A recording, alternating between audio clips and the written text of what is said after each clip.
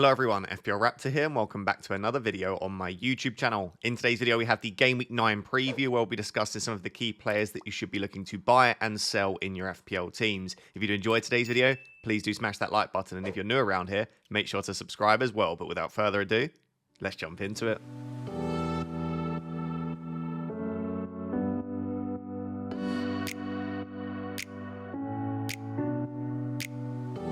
Before we jump into the Game Week 9 preview, I just wanted to say I absolutely love these videos every single week. And I know they're not for everyone because they tend to be a little bit longer and they're quite in-depth and the analysis is quite deep. We don't just go at sort of superficial surface level. So if you are someone that enjoys these Game Week preview videos every week, please do smash that like button. And if you are new around here and you do enjoy in-depth analysis and you want to think about FPL in more detail, this is the series and hopefully the channel for you. So please do consider subscribing. And the first team that I wanted to discuss is actually Wolves. Now, if you've been following my channel for the last few weeks or even longer, you'll know that I brought in double Wolves on my Game Week 7 wildcard. So I'll caveat this by saying I already own Ait-Nouri and Cunha, so I may be a little bit biased here. But the idea behind that on Game Week 7 was I knew they had Brentford and then City, and the City game wasn't ideal, despite me ending up having to play Cunha in that game. But I knew that from Game Week 9 and beyond, and especially from Game Week 10 and beyond, the fixtures are absolutely ridiculous for Wolves. And before we look at all of this, I know they are sat bottom of the table, right? They're 20th, they've got 1 point, they've conceded the most goals in the league this season, but they have had a ridiculously tough set of opening fixtures. They've played pretty much every top team in the league. They've not had a single game where you're like, yeah, that's an easy game. Even Brentford are a decent team that score a lot of goals. So, yeah, I wouldn't look at the table too much. That being said, if they don't start to improve with some of the slightly easier fixtures they've got coming up, if they don't start to pick up more points between sort of Game Week 9 and 11, 12, then yeah, maybe we do just highlight them as being one of the weaker teams in the Premier League. So this is a very crucial period, even away from FPL now, for Wolves. So regarding the fixtures, they're just exceptional right up until like Game Week 18, and even beyond that, they're not necessarily terrible. So this week they've got Brighton. I would argue maybe their toughest fixture over the next 9 or 10 game weeks. They've also got Fulham in Game Week 12. They are the only two that on the official FDR rating are grey. The rest are green fixtures, and it's hard to really argue with that. So it's Brighton, Crystal Palace, Southampton in the next 3. Obviously, 2 of those being at home. Then Fulham, Bournemouth, Everton, West Ham, Ipswich, Leicester. Especially that little spell from Game Week 14 to 17. It's brilliant. And you would just be happy playing defenders or attackers in any of those fixtures. Like, none of those stand out as being particularly difficult. So the fixtures are absolutely there. Something we discussed on FPL Therapy this week, and if you've not yet seen the episode of FPL Therapy, my podcast this week, just type in FPL Therapy on YouTube, Spotify, or Apple, and go and listen to the podcast and let me know what you think. But we spoke about when a team has a good fixture run, and that fixture run lasts 8+ game weeks, you can afford to be a little bit patient. So I'll give the example of Spurs. Spurs had a spell of like 3 or 4 really good fixtures now, and then after that, they start to tail off a little bit. You can't really afford to keep waiting now to potentially bring in Spurs assets. Nottingham Forest are another team. We'll discuss Chris Wood a little bit later. They've got really good fixtures over the next few, but then around Game Week 12 or 13, those fixtures start to run out. So when teams have really good fixtures, but over a short spell, you've almost got to jump on them really quickly. With Wolves, you could absolutely wait to see how they got on in Game Week 9 and 10. And then maybe target that Southampton fixture in 11. In all honesty, you could wait from Game Week 9 to 12 and then look to target them in 13 or 14 because they've got such a nice long fixture run. So I don't feel like you have to get on them super early. The flip side of that is, let's say that Wolves perform much better against Brighton and all of the key assets start picking up points. Well, then at that point, you do feel like you're slightly behind with transfers. They might start to rise in price, and you've obviously missed that first good game for the assets. We always talk about in FPL, you don't want to be completely reactionary. You don't only want to bring in players once they start performing well. Sometimes you've got to jump the gun, and that's something that I've learned over the years, and something that I still don't do particularly well often, is bringing in assets when they're not necessarily in a good run of form, because you see the fixtures coming up or because you've seen a tactical tweak which you think might make them a good asset moving forward. So there's 2 sides to look at it. I certainly don't think this is a bad entry point for Wolves. In terms of the assets, really I think there are 3 that everyone's looking at, which is Ait-Nouri, Strand Larsen and Cunha. I've also chucked in this table Dawson and Semedo. We know that Dawson is an absolute goal threat normally. He's a machine from set pieces. I don't know whether he will be moving forward. Obviously, the older you get, the less likely I think you are to throw your entire body at set pieces. But traditionally, he's had pretty good goal threat. I don't really see a reason why you would go for Dawson personally over Ait-Nouri at the moment. But let's say Ait-Nouri continues to creep up in price. As long as Dawson can stay fit, I don't think he'll continue rising in price. So let's say you're looking to go in a few weeks, and at that point, Ait-Nouri's like 4.6, 4.7, which if he gets some more of returns, and he probably will be, then you can maybe look to bring in Dawson. Semedo's on this list. He's massively passing the eye test at the moment. He's been absolutely brilliant. In fact, in that City game, he was arguably their most attacking player for large spells. He had that one-on-one set up by Cunha. The data, though, just isn't as good as Ait-Nouri. He's got slightly lower assist threat and almost half the goal threat as well. So once again, unless you just want to be different for the sake of it, or unless you've got concerns about Ait-Nouri's fitness, or potentially someone in your mini league owns Ait-Nouri and you want to go a little bit different, that would probably be the only reason I'd go for Semedo, especially because at the time of me recording this, he's more expensive than Ait-Nouri. But Ait-Nouri himself has 0.21 non-penalty expected goal involvement. That puts him in the top 5 for defenders in terms of goal threat and assist threat. And what I actually like about Ait-Nouri, and you don't see this very often, especially for fullbacks, is his goal threat is actually much higher than his assist threat. He gets in the box a lot. You can see here he has almost one shot in the box per 90. This man is a left back or a left wing back. And that's similar to like Jamie Vardy. He's getting about the same number of shots in the box per 90 as Jamie Vardy. Like he just bombs up and down that left wing. And at the moment, it looks increasingly more likely that Wolves might stick, assuming they can keep 3 centre-backs fit, which is quite difficult for them at the moment. It looks like they might stick with a back 5 or a back 3, meaning Ait-Nouri is even more attacking. So I think he's exceptional. I think he is the standout defender to bring in this week if you're looking for a cheap one. And I would absolutely target him, but definitely keep an eye on Semedo because he's performing very well. Strand Larsen and Cunha, the best way that I can try and explain this is they both absolutely justify their price, and at their price points, they are two of my favourite options. So if you are looking for someone around 5.5 million, I think I prefer Strand Larsen to Delap, to Vardy, to Ndiaye. We're going to discuss cheap forwards a little bit later in more detail. I don't see someone directly at that 5.5 price point that I prefer to Strand Larsen. You do have the likes of Wissa and Raul Jimenez and Wood, that if you can get a little bit more expensive, great. But if you're looking specifically at 5.5, 5.6, I think Strand Larsen is the standout option. The issue is that his data isn't particularly good. 0.22 non-penalty expected goals per 90. It's only slightly marginally higher than Ait-Nouri, and he's not got much assist threat either. His minutes have been better. He did start to get early subs at the start of the season, and I was wondering, is his minutes going to be good enough? But they do look pretty good recently. He's averaged 81 minutes per start this season. So yeah, I really think Strand Larsen could be a good option at that price point. And he feels like a proper number 9, a goal scorer, a poacher. He's good in the air. I really do like him. And I think he looks relatively nailed on at the moment. Just the stats aren't quite there for me to say he's an absolute standout. And then Cunha at 6.5 million. Yes, he's $1 million more than Strand Larsen. And if you can't afford that, then it's not even a discussion. But I do think he justifies the extra million.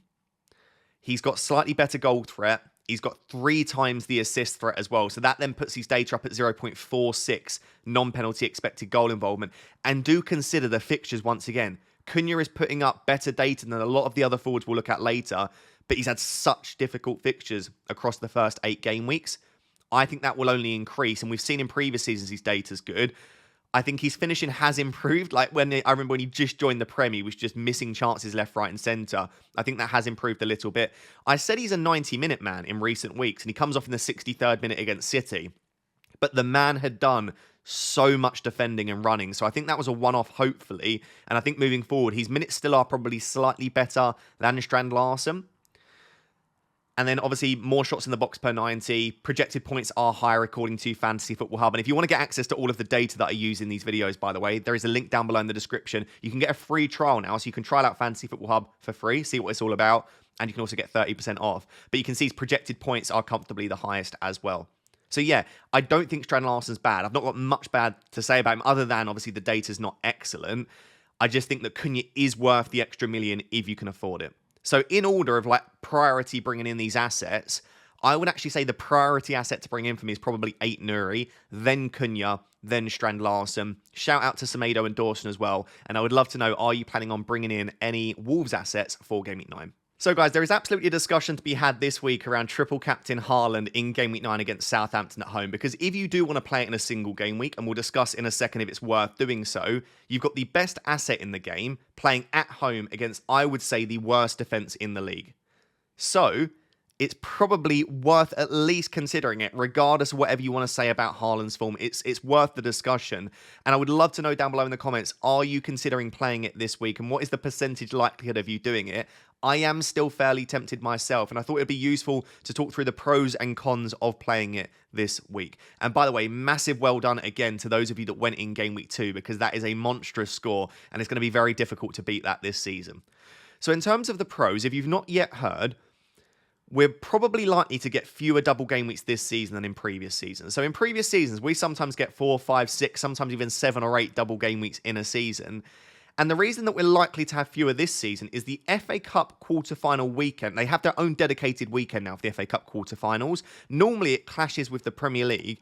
And as a result, those teams that are playing in the FA Cup have their games rescheduled for another weekend. So you have a blank game week in the FA Cup quarter-finals weekend, and then those fixtures get rearranged later, which causes at least one more double game week. So as a result, right now, it looks like we might only have 2 double game weeks later on this season. There is a chance that we get more due to random postponements for things that you can't take into account, such as the weather. So it might be that we get 3, 4, 5 double game weeks. But let's say that worst case scenario, we only get the 2.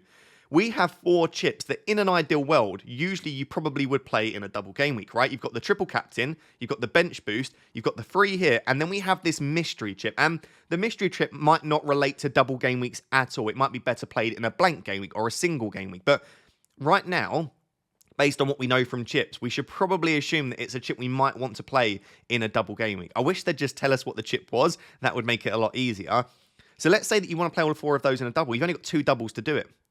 So you could say, do you know what? I'm just going to play the free hit in a blank game week, which can work really well. Well, then you've still got 3 chips there. So there now is this justification to say, do you know what? Because the triple captain is, as I've said here, usually quite a low upside chip. Like, even though if you get a hat-trick from Haaland, that's still only 17 points you're gaining. There are chips that can get you a lot more than that.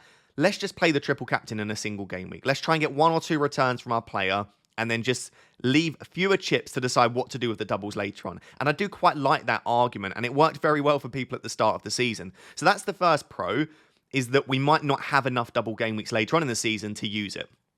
The next pro is that Southampton are, according to XGC, which is expected goals conceded, they are the 2nd worst defence in the league over the opening 8 games.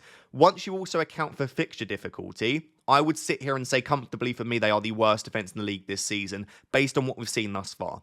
So yeah, I would absolutely have no issue playing it in terms of the fixture is there to target. And we know that obviously Haaland is better at home as well. Early look at sort of the bookies odds. Haaland has around a 70% chance of scoring. It's differing a little bit depending on which one you look at, but he's basically more likely to score than not. You are probably looking at 1 return for Haaland you would expect, and I know he hasn't returned in the past 3 games, but this is a brilliant fixture, Southampton at home. And so if you're looking at saying, yeah, I probably expect 6 to 9 points as a minimum, and of course he could blank again, well then, I mean, are you definitely expecting to outscore that in a double? Like last season, I played him in a double game week when he got, I think, 8 or 9 points. So I'm looking at it now and thinking, I expect a return. I might just gain some points now. It might give me a nice little rank boost. And then I worry later on in the season, if there is a much better triple captain opportunity, well then fair enough. But I didn't know that. I at least know what's right in front of me now. Also, I saw this stat on Twitter. I've trusted it because it came from a relatively reliable source, but I haven't been able to fact check it because I just haven't had the time. But without KDB, apparently Haaland has 19 goals and 4 assists in 23 games, including a hat-trick. His record with KDB is very, very good. Most of his hat-tricks come in weeks where KDB plays. So I would say that if KDB is not available, and I don't know right now because Pep came out and said that he's not going to be rushed back and he's unlikely to be back very soon. But we've now seen pictures of him back in full team training. So I'm not sure if KDB will be available. Let's see what happens in the Champions League, whether he's in the squad, etc. But assuming that KDB is out, it does make Haaland a slightly weaker option, but this still shows he's got 23 returns in 23 games. The man can still do well without him, especially in those easier fixtures. So I would still feel pretty comfortable triple captaining Haaland, even if KDB was absent. That wouldn't be enough of a reason for me to go without. to not triple captain. So there are plenty of pros.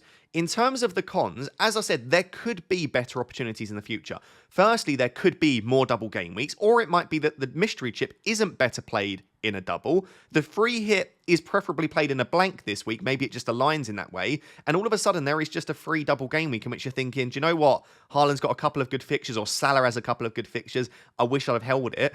Also, it might be that later on in the season when Haaland has to play against, I don't know, Leicester at home, I don't know, like illness wipes out the Leicester camp. We've seen this before. They've got injuries to their centre-backs, and all of a sudden, Leicester are starting like 2 academy players at centre-back. Obviously, it's not likely to all occur in that way, but then you'll be thinking that was probably even a better single game week opportunity. So it's relying on something happening, but there could be better opportunities in the future. Also, Haaland is in a terrible run of form, if you believe in form, that is. He's had 0 big chances in his last 3 games. In the last game, he didn't have a single shot. Do I want to have a player that has just played against Wolves, by the way, who so far this season have conceded the most goals in the league, and he's had 0 shots in that game? Like, he's not in a particularly hot run of form. There is no Rodri, and there's likely to be no KDB. And even if KDB does play, he's not going to get 90 minutes. So he hasn't got the players around him. Foden's not even in a particularly good run of form. I'm recording this before the Champions League, by the way, and he'll probably go and score a hat-trick. But the players around him aren't necessarily in good run of form, and he's not got the players that are best for him, and they're not managing to feed him as a result. And so those two things together, you make you think, well, it's probably not the right recipe for Haaland to perform incredibly well. And also, City have, and they're in the midst of this, 7 games in 20 days. This is the easiest of them on paper.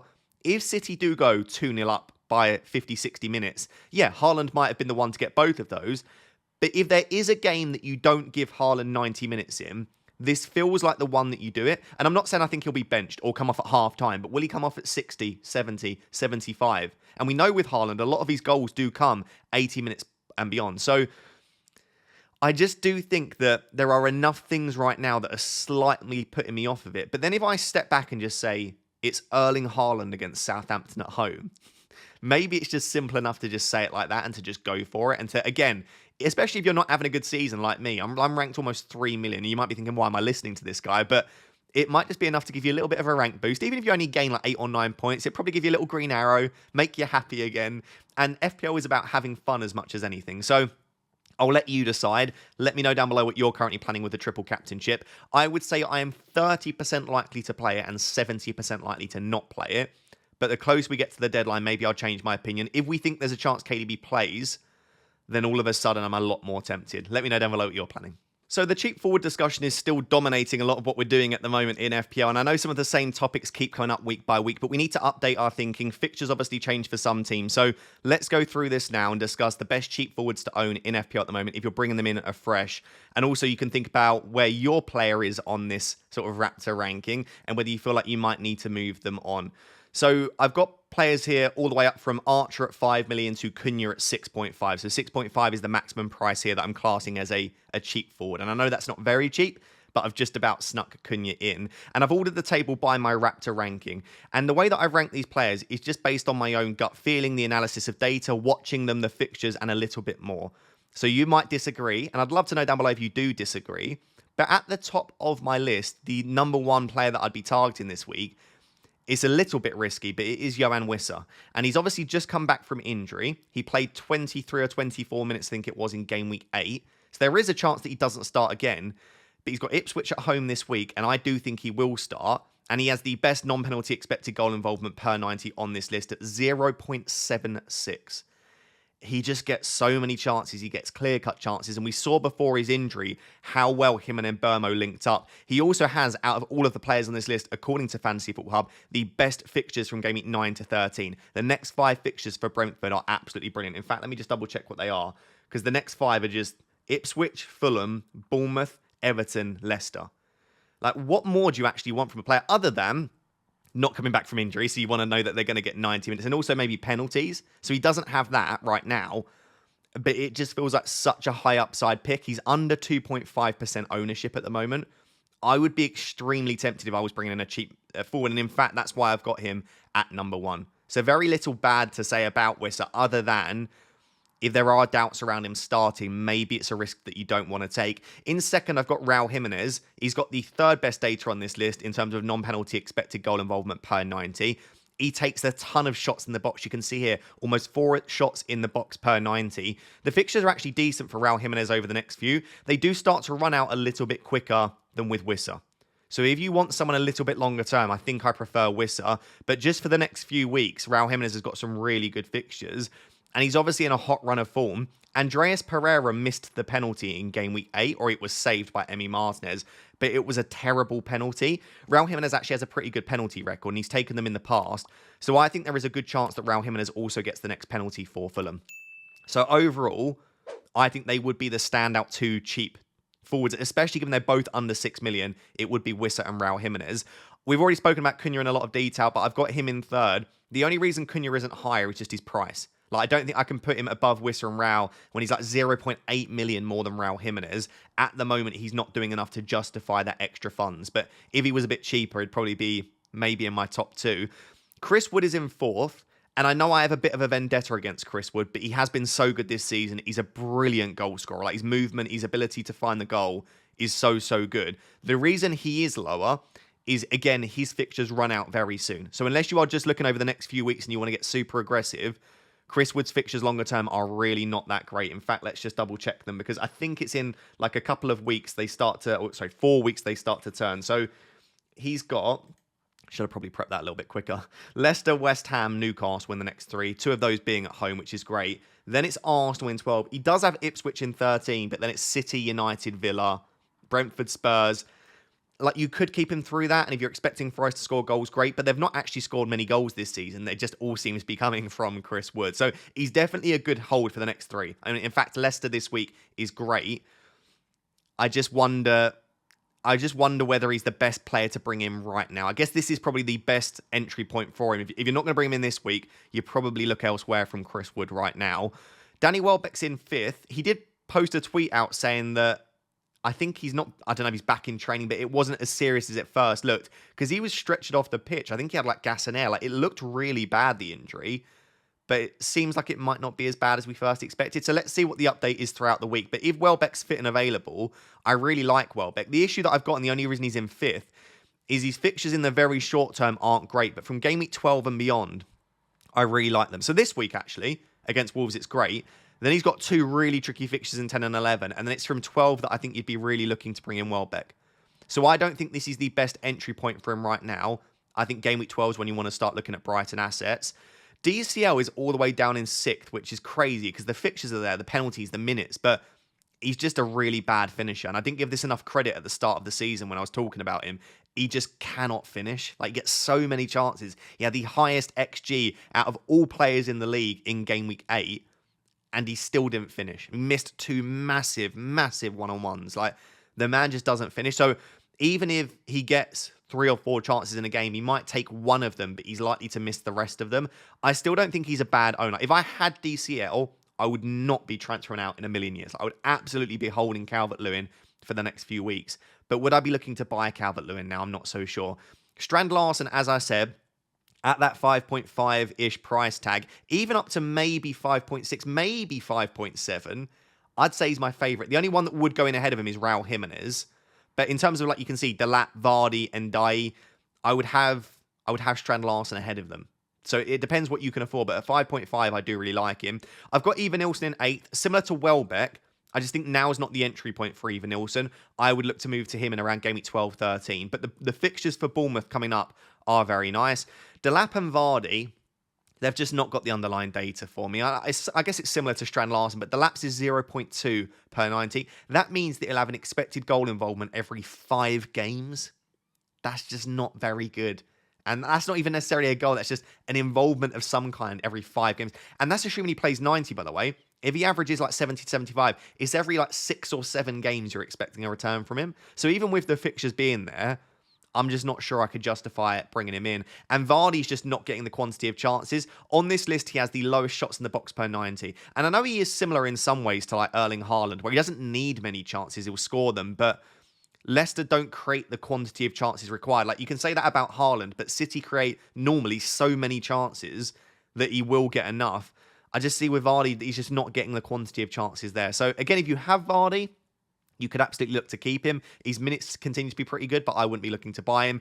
And then I've got Ndai, the fixture, the data is so bad. He's got the worst data on this list. 0.18 non-penalty expected goal involvement per 90. If I chuck it back to Ait-Nouri's got more attacking data. If I look at my defence, Leif Davis has 0.24 expected goal involvement per 90. So Leif Davis is more attacking than Ndai. Gabriel's is 0.21. So Gabriel's is better than Ndai. Rico Lewis is 0.17, so almost as good. Like, basically, my entire defence... What's Vandenberg's? No, Vandenberg's isn't. Basically, my entire defence has equally as much attacking threat as Ndai, and he doesn't even tend to get 90 minutes every single game. So, yeah, for that reason, I just can't justify... Like, I'd much, much, much rather Strand Larsen. If you can't stretch to Strand Larsen... I don't mind Ndai as a pick, but it would have to be like I literally can't afford anyone else. And I've got Archer in 12th, maybe a little bit harsh because his data's been pretty good, but his minutes aren't secure enough. And I just wouldn't want to own a striker from Southampton. The fixtures aren't there. The team's not there. It's just a big no for me, sadly. But if you, again, can't stretch to Strand Larsen or Ndai or anyone around that price, and you need someone that could occasionally feature for you, you could definitely do worse than Archer. So yeah, just to recap, I think in terms of short term, you could go anyone up to... Okay, so if you're looking in the short term, it's Wissa, Raul, Cunha, Wood, maybe DCL. If you're looking longer term, let's say you want to hold this player right up until like 17, 18, and you're looking to not keep switching this player in and out, I still feel like Wissa's a good long-term hold, but you're probably looking at Cunha, Welbeck, Strand Larsen, maybe even Nilsson. So it really depends on the time frame that you want to own this player for and whether you need them to hit the ground running. But just altogether, my top 3 players to bring in is Wissa, Raul, Cunha, and I would just put Chris Wood in there as well because this week it's a great fixture. So another topic that continues to dominate discussion in FPL at the moment is those premium midfielders. So on this list at the moment, we've got Salah, Palmer, Saka, Son, and Foden. The only reason KDB's not there is just the doubt around him at the time of me recording. And even if he was deemed fit enough to play, I don't know that I'd feel fully comfortable bringing him in this week. So these are the 5 to consider. And even like best case scenario, you might be able to squeeze 3 of them in if you sell Haaland. I did see a team sent to me that has Salah, Palmer, Saka, and Son. The rest of the team was questionable. But if you do go super cheap in the attack with like Raul, Wissa, and Strand Larsen and really cheap in the defense, depending upon your team value, you might be able to squeeze in 4 of these premiums. But I think that is the first thing to think about. I've been saying this for a while. It's like, what structure do you want to have in your team? Do you want to go for 2 premiums and one of those be Haaland and one be a midfielder?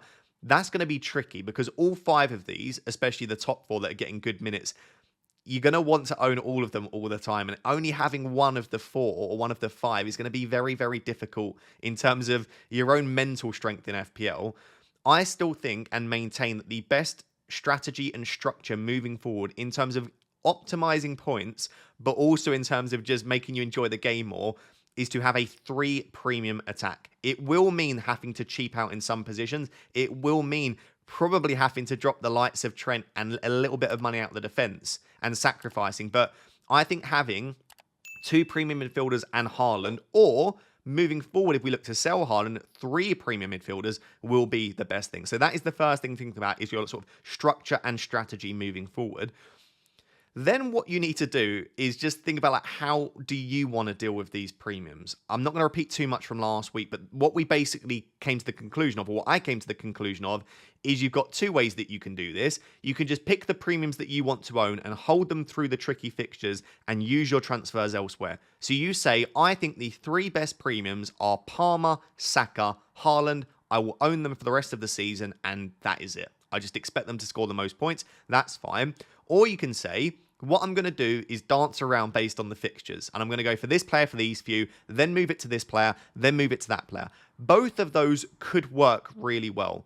Obviously, we expect the premiums to do better when they've got good fixtures. So immediately, if you're targeting fixtures, you'd expect to be able to get the upside. We saw that with Heung-min Son last week.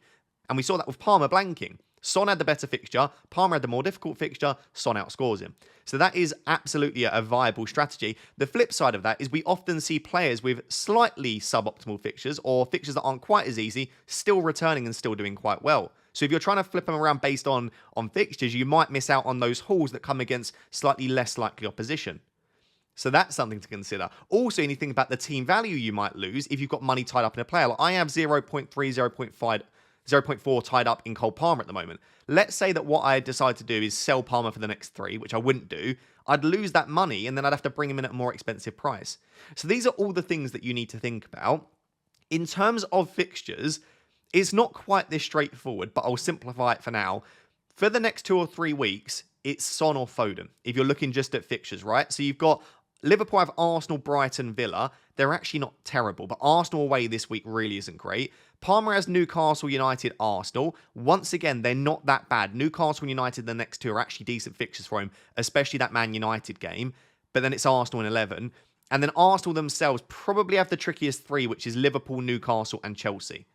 Then if you look at in comparison, Spurs have Palace, Villa, Ipswich, and Man City have Southampton at home, Brighton, and then Bournemouth, and then Brighton. Get your words out. So in terms of fixtures, simplified, it is the next 3 you go for probably Son or Foden. Then there is that very definitive fixture swing in game week 12 where Salah's got Southampton away. He's arguably the best captaincy option. You've then got Palmer with Leicester away. Arguably, again, the best captaincy option. You'd probably like to own those 2. And then Arsenal's fixtures do start to improve. They've got Forest, West Ham, United, Fulham, Everton, Palace after that. Spurs have City that week, and obviously, therefore, City have Spurs that week. And both of their fixtures start to turn a little bit for the worse. So I don't think it's as clear-cut as literally just saying Spurs have good fixtures now and then you bin them off in 12. Arsenal have difficult fixtures now, you bin them off now and then you bring them in 12. It's not that straightforward, but that is kind of the way that you could generally look at it at the moment. The issue that we've got is none of these premiums have a spell of fixtures which are terrible or really good. Like, I can't spot anything here that maybe you could say the next 3 for Spurs are really good, but there's not like a really long run where any of these premiums have a really difficult set of fixtures or a really easy set of fixtures. So it comes down to your own interpretation of how the games will go. And I'll give the example of like Spurs versus Villa. We know in the past it's been a game that Son quite likes, especially when Villa have played that high line.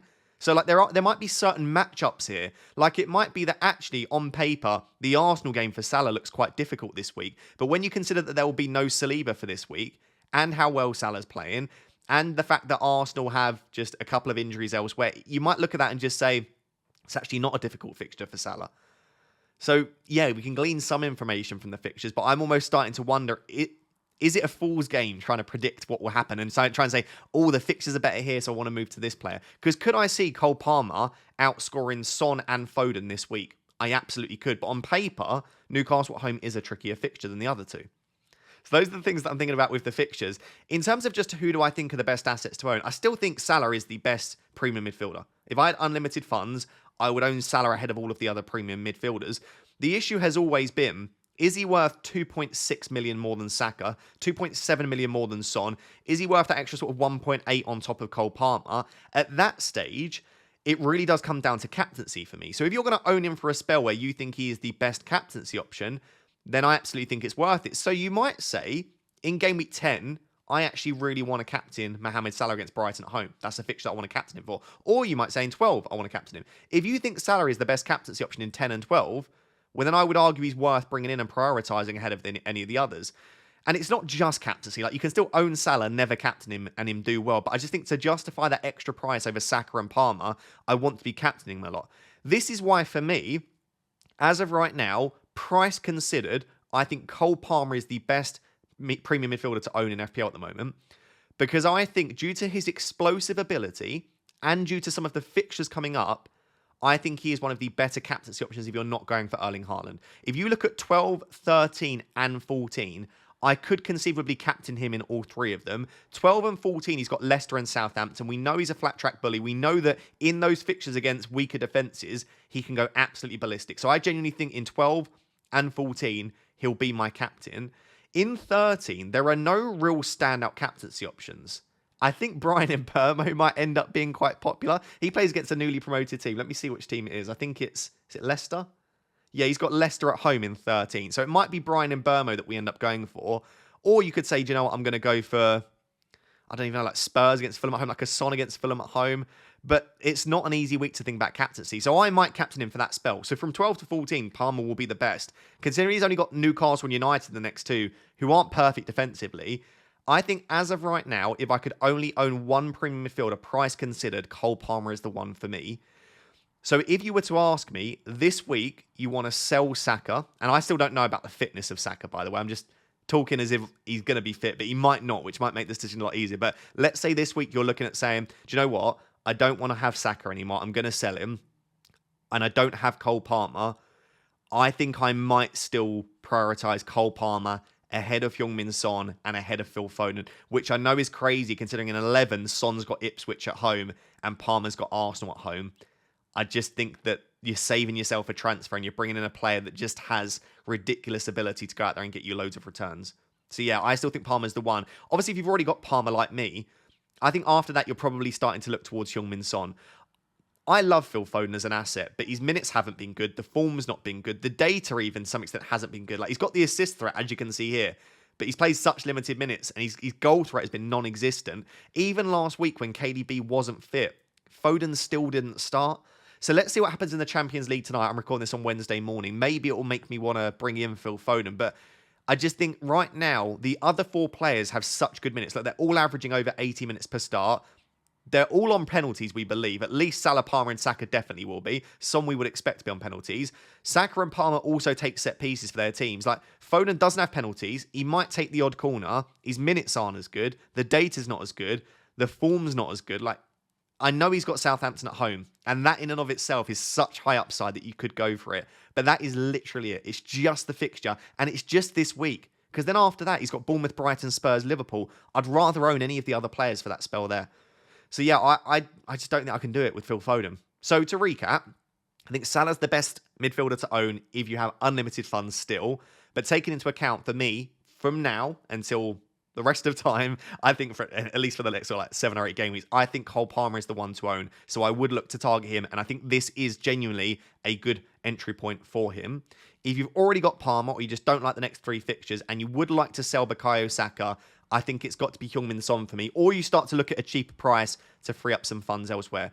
Just on whether I think I'll sell Bukayo Saka, it comes down to fitness. If we get confirmation that he's in, which we might not, by the way, but if we get confirmation he's in training and he's fit, or we get a leak that I trust, I still think there's a very good chance that I keep Bukayo Saka and just hope that he does something over the next 3 trickier fixtures, and then I have him from 12 and beyond.